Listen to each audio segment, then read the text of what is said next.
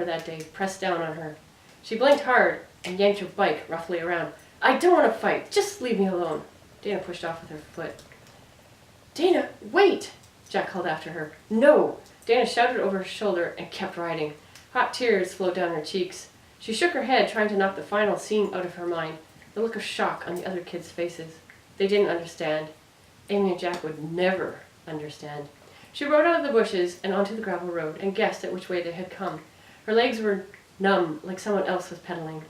What was she going to do about school? Her mom said she didn't blame her, but what about Steve? How dare he tell Amy and Jack about the fight? Dana jumped her bike over a rock and slammed the wheels back on the ground. Steve. That's all her mom talked about now. That and the upcoming wedding. How could she marry him? Why couldn't it just be the two of them, like it always was? She pedaled as hard as she could, not paying attention to where she was going. Every rock became a target, every pothole an opportunity to jar the bike. Maybe if it broke, it would break through this craziness and she'd be back in her old life. She was so intent on smashing the bike, she didn't see the gravel road deteriorating into a dirt track. It was not until the tires slipped on the muddy grass that she looked up and saw the cliff looming before her. No! She locked her brakes, but it was too late. The bike tires slid on the grass, straight for the drop.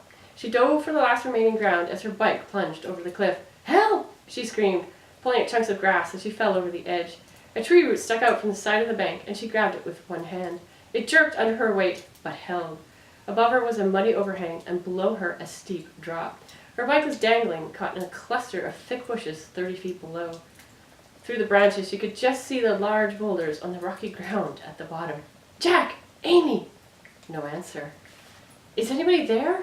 Dana clutched the root with both hands. "Help!" A bird chirped in the distance. A cold breeze swept across Dana's face. "Now what?" Dana said.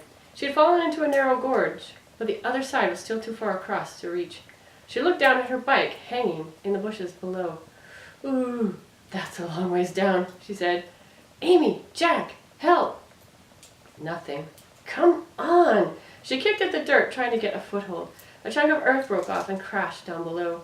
She pressed her feet into the small crack and shifted the weight onto her foot, easing the pressure off her arms. She braced her other foot against the wall. "Okay, that's better. Help!" A low rumble sounded in the distance, and the sky darkened as gray clouds blotted out the sun. Dana held the root tight. Her breath came out in rasps. The overhang loomed above her. No Jack, no Amy, no help. Dana was trapped.